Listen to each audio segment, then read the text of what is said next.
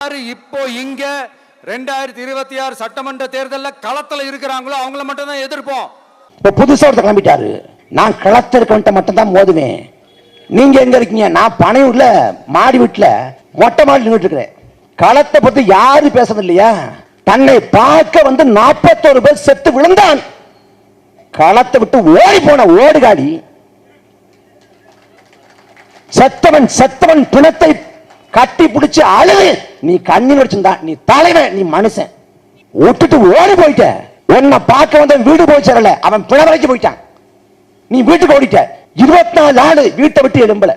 இவர் தலைவர், அதிகாரத்தின் நிலையை கூட தொடலங்க. இப்பவே வந்து வீட்டை விட்டு வரமாட்டாரு. அவரு கூப்பிடணும், வா வான்னு கூப்பிடணும். நீ அதிகாரத்துக்கு வந்தா என்ன பண்ணுவ? நீ ஒத்த வழக்கு பயந்துட்டு 1 மாசம் ஓடிட்ட. யாரா பேசுறது?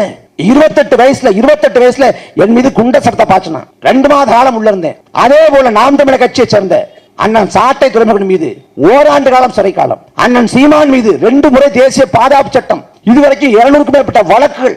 என்னையே விசாரணை வந்தான்.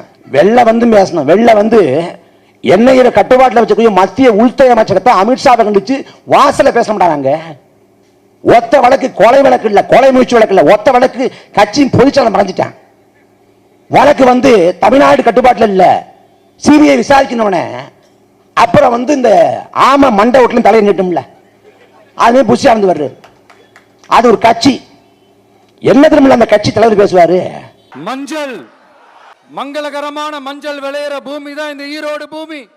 இங்க வந்து மஞ்சளை பத்தி பேசாம வேற எங்க போய் பேசுறது? திருநெல்வேலிக்கு போறது. திருநெல்வேலி மக்கள்கிட்ட போய் இந்த ஊர்ல என்ன ஃபேமஸ் தெரியுமா? அல்வா தான் ஃபேமஸ். ஓ அப்படியா? அல்வா வந்து இனிப்பா இருக்கும், வாயில போட்டா கரைஞ்சு போயிடும். அதை நல்லா கிண்டுவாங்க. அது இருட்டு கடையில் கிடைக்கும், அந்த கடை இருட்டா இருக்கும். மணப்பாறை போன மணப்பாறையில முறுக்கு தான் ஃபேமஸ், வாயில போட்டா மொறுமொருன்னு இருக்கும், எண்ணெய் சட்டில போடுவாங்க.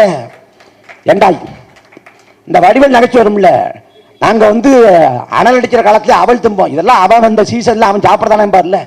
அந்த மாதிரி அந்தந்த ஊர்ல என்ன ஃபேமஸ் அந்தந்த ஊருக்காக தெரியும்டா. உனக்கு தான் புதுசு. ஈரோட்டில் மஞ்சளா இருக்கும், அப்புறம் கோயம்புத்தூர் பச்சையா இருக்கும். அவனை எழுதி தர்றான் 2 முறை மஞ்சள்னு பேசு. அப்ப என்ன பண்றாங்க? பேசிட்டே இருக்காரு, மறந்துருது. பேப்பரை பார்க்கற, கேமரா திருப்பு, மக்களை காமிக்கிறேன். என்ன மக்களை காமிக்கிறாங்க, அவன் அமைதியா இருக்காருன்னு பார்த்தா பேப்பரை பரட்டுறாரு. காத்தடிச்சு இந்த பக்கம் போயிருது. இதை படிக்கிறதா? இப்படி ஒரு கட்சி தலைவர். அவரை நம்பிக்கிட்டு போறான். அவருக்கு தாங்க ஓட்டு போடுவோம். ஏங்க அவர் கியூட்டா இருக்காரு.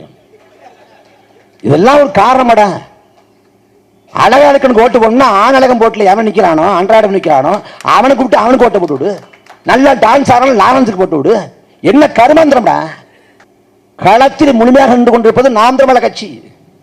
காவிரி சிக்கல், முல்லை பெரியாறு, பாலாறு, கச்சத்தீவு, மீத்தேனு, ஹைட்ரோகார்பன், 8 வழிச்சாலை, உயிர்மருத்துவ கோபுரம், அணுகுல, அணுக்கல் மையம், எல்லா மக்கள் சிக்கலையும் மக்களோடு களத்தில் நாம் தமிழர் கட்சி. கஜா புயல், தானே புயல், ஒக்கி புயல், சென்னை பெருவெள்ளம், இந்த காலத்துல மக்களோடு உதவி பண்ணது நாம் தமிழர் கட்சி. நாங்க களத்தில் நிற்கணும். 2010 கட்சி தொடங்கப்பட்ட பிறகு 2016 போட்டி என்று முடிவெடுத்து 16, 19, 21, 24 அத்தனை பொது தேர்தல்கள், உள்ளாட்சி தேர்தல்கள், இடைத்தேர்தல்கள் எல்லாத்தையும் போட்டிட்டு களம் கண்டது நாம் தமிழர் கட்சி. எத்தனை தோல்வி வந்தாலும் சரி, எத்தனை அடக்குமுறை ஒடுக்குமுறை ஏவினாலும் சரி, களத்தை விட்டு நகராது இருக்கிறது நாம் தமிழர் கட்சி. அது எப்படி தெரியுமில்ல பாஸ்? நான் ரொம்ப சோகமா இருக்கேன், ஆறுதல் தெரிவிக்கணும், கிளம்பி வர்றீங்களா? நான் வந்து இப்போ உக்கிரமா இருக்கேன், போராட்ட மோட்ல இருக்கேன். போராட்டக்காரங்களை வந்தா கூப்பிடுங்க, நான் ஆதரவு வைக்கிற மாதிரி இருக்கேன். சட்டமன்ற உறுப்பினர் என்ன ஆகும்? சபையாளர் கூப்பிட்டு நான் சபை நிகழ்ச்சியில் பயக்கணும் ரொம்ப ஆவலா இருக்கேன். நீங்க என்ன பண்றீங்க? ஒரு கால் டாக்ஸி பிடிச்சி ஃபைல போய் எடுத்து வந்து பணம் இருக்கு, இங்கே சட்டமன்றத்தை நடத்திக்குவோம். தமிழ்நாட்டின் சாபக்கேடுங்க. நடிகன் வேற, தலைவன் வேற. காலத்துல மக்களுக்காக உழைக்கிறவன், பாடுபடுகிறவன் தலைவன், நடிக்கிறவன் நடிகன். நடிகனை பாரு, பொழுதுபோக்குறதுக்கு பாரு, மகிழ்ச்சியா இரு, தப்பு இல்ல. அவனுக்கு ஓட்ட போட்டு தொஞ்சிடாத. கமலஹாசன் ஓட்ட போட்டு என்னாச்சு? எங்க போற கமலஹாசன்? நான் மையமாகத்தான் நிற்பேன்னாரு. எங்கன்னாரு? உதயநிதி நிற்கிறாரு, ஸ்டாலின் நிற்கிறாரு, மையமா நிற்கிறாரு. எதுக்கியா வந்து நீங்க டிவியை உடைச்சிங்க? அந்த ரிமோட் எடுத்து எதுக்கு வீசினீங்க? அந்த ரிமோட் இப்போது வேறொருடாய் மாறிவிட்டது. நாம் உணர்ந்து எழலனா, நாம் திருந்தலனா, இந்த இனம் வரலாற்றில் தடமில்லாத அழித்தொழிக்கப்பட்டுரும். வரலாற்றின் கடைசி வாய்ப்பு நாம் தமிழர் கட்சி, கடைசி கையிருப்பு, கடைசி வாய்ப்பு. காமராசர் 9 ஆண்டு காலம் பொற்கால ஆட்சியை கொடுத்தார். அந்த காமராசரை கவியரசு கண்ணதாசன் காலத்தின் கடைசி கவனினார்.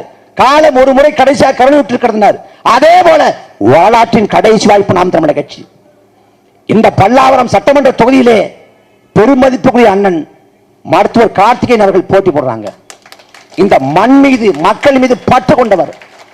அவர் இங்க இந்த பணியில உட்காராம அவர் மருத்துவமனையில் உட்கார்ந்தார்னா ஆயிரக்கணக்காக சம்பாதிக்க முடியும். விவாதம், தொலைக்காட்சி விவாதம் வரும்.